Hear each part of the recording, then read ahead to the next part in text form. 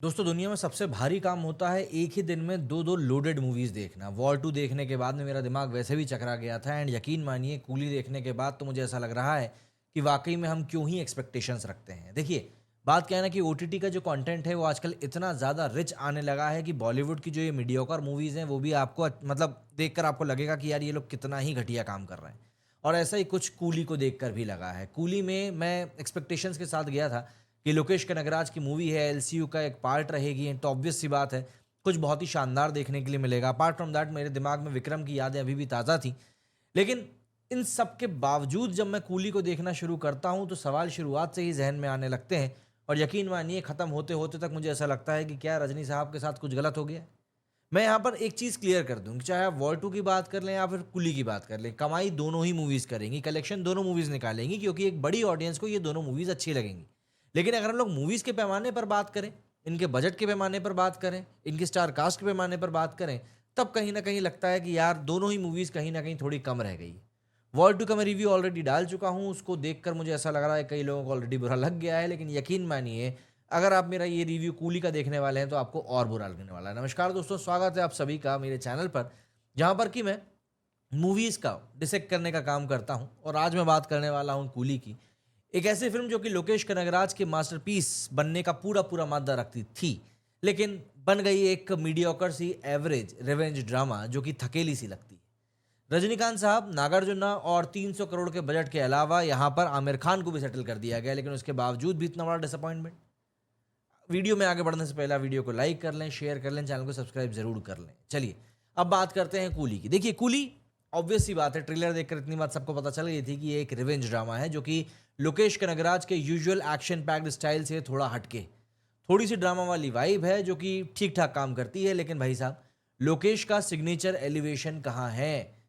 वो कहाँ गया आखिर जिसको कि आप ढूंढने के लिए थिएटर तक जाएंगे? क्योंकि लोकेश कनगराज आज की तारीख में एक ऐसे डायरेक्टर बन चुके हैं जिनका कि नाम सुनकर लोग मूवी देखने के लिए जाते हैं। बस एक फ्लैशबैक सीक्वेंस क्लाइमेक्स के पास थोड़ी सी जान डालता है, बाकी फिल्म तो जैसे नींद की गोली खा के बनाई गई है ऐसा लगता है। बात करें कहानी की तो ये तो वही पुराना रिवेंज का फॉर्मूला है। हीरो का ट्रेजिक पास्ट है, विलेन की ओवर एक्टिंग है और प्रेडिक्टेबल एंडिंग है। लोकेश ने कैथी, विक्रम जैसी फिल्म्स दी हैं तो हम एक्सपेक्टेशंस भी तो अपनी उसी लेवल पर रखकर जाएंगे ना। लेकिन यहाँ पर धमाके के नाम पर क्या हो गया? बिल्कुल एक फीकी चाय परोस दी गई जिसका कि स्वाद एकदम पनीला सा है। कुछ मोमेंट्स अच्छे हैं जिनको कि देखकर आपको लगेगा कि हाँ भाई बढ़िया मजा आ गया। एक दो एक्शन ब्लॉक्स भी सॉलिड हैं। लेकिन जब आप पूरी फिल्म को एक सिंगल एंटिटी के तौर पर देखते हो तब आपको एवरेज सी फीलिंग आती है। वो मोमेंट्स भी आप भूल जाते हो and it's like ordering biryani and getting khichdi instead. Simple सी बात है। अब अगर हम एक्शन के ऊपर आए, क्योंकि लोकेश की मूवी की जब भी बात होती है तो इसमें वो उस्ताद माने जाते हैं, है ना। बट कूली इस बात थोड़ी हटके है। कूली में कुछ एक एक्शन ब्लॉक्स हैं जो कि आपको अच्छे लगेंगे, ठीक ठाक लगेंगे। एक फाइट सीन है जो कि आपका दिल भी जीत लेगा। लेकिन फिर बात वही आ जाती है कि आप 10 मिनट 15 मिनट के एक्शन सीक्वेंस से आप पूरी 2.5 घंटे की मूवी को जज नहीं कर सकते। बिल्कुल, मतलब यहाँ पर अमेचरिश वाइब आपको मूवी से आती है। एक्शन का इम्पैक्ट तभी होता है जब स्टोरी और पेसिंग साथ दे। मतलब एक्शन वहाँ पर क्यों हो रहा है, उसके लीड में क्या क्या चीज़ें हुई हैं, वो तय करता है कि एक्शन को देखकर आपको क्या लग रहा है। और यहाँ पर वही चीज़ ऐसा लगता है कि सब कुछ अलग थलग गिरी हुई नज़र आ रही है। डायरेक्शन में ऐसा लगता है कि बस भाग दौड़ मची हुई है, कहीं पर पहुँचना है। जैसे मुंबई के लोकल का रश आवर हो, हर किसी को कहीं पहुँचना है और हर कोई आपको भागता हुआ दिखाई देगा। बस यही चीज़ इस पिक्चर में भी हो रही है। प्रोडक्शन वैल्यू की बात करें, देखिए, लोकेश कनगराज से हम लोग एक्सपेक्ट करते हैं टॉप नॉच क्वालिटी। विक्रम जैसा ग्रैंडियोर, लियो जैसा पॉलिश, पर कूली कूली ऐसा लगता है कि एक्टर्स की एक भीड़ है। मिड लेवल आउटपुट है, जैसे कोई लो बजट की वेब सीरीज बनाई गई हो। वीएफएक्स और सिनेमाटोग्राफी में वो दम नहीं है जो लोकेश से हम लोग उम्मीद करते हैं। एक सीन में तो बैकग्राउंड इतना फेक लगा मुझे कि ऐसा लग रहा था कि 90s का टीवी सीरियल मेरे सामने चल रहा है। लोकेश भाई, एक्चुअली में ये सवाल है कि यार क्या हुआ, बजट का आखिर खर्च कहाँ हो गया? और मैं अगेन बोल रहा हूँ कि ये मूवी मुझे कितनी ही बुरी लगी हो बट ये बॉक्स ऑफिस पर चलेगी। क्यों? क्योंकि हमारे यहाँ तो हाउसफुल 5 जैसी मूवीज भी न जाने कितने 100 करोड़ कमा लेती है। स्टार्स की अगर बात करें तो रजनीकांत और थलाइवा अपने ट्रेडमार्क स्वैग के साथ में एंट्री मारते हैं। उनके एक दो सिग्नेचर मूवमेंट्स भी हैं, वो क्लासिक रजनी वाला स्टाइल है। बट ये चीज़ माननी पड़ेगी कि लोकेश कनगराज ने कहीं ना कहीं रजनी सर को अंडर प्ले कर दिया है। उनका करिश्मा पूरी मूवी में आपको दिखाई देगा, बट स्क्रिप्ट ने उनको पूरा चांस नहीं दिया, वो मौका नहीं दिया कि वो अपना सिग्नेचर धमाका कर सके। It's like giving Virat Kohli a plastic bat and saying चलो चीकू सेंचुरी मार के दिखाओ। एंड नागार्जुना, उनका रोल मुझे काफ़ी रिफ्रेशिंग लगा। एक्टिंग सुपर्ब है, लेकिन सेकंड हाफ में उनको काफ़ी हद तक साइडलाइन कर दिया गया। मतलब नागार्जुना है यार वो, इनको आप ऐसे कैसे वेस्ट कर सकते हो? मतलब मैंने ब्रह्मास्त्र में देखा था नागार्जुना को, वहाँ पे भी इनको ऐसे ही वेस्ट किया गया था और एक बार फिर से वही हुआ है।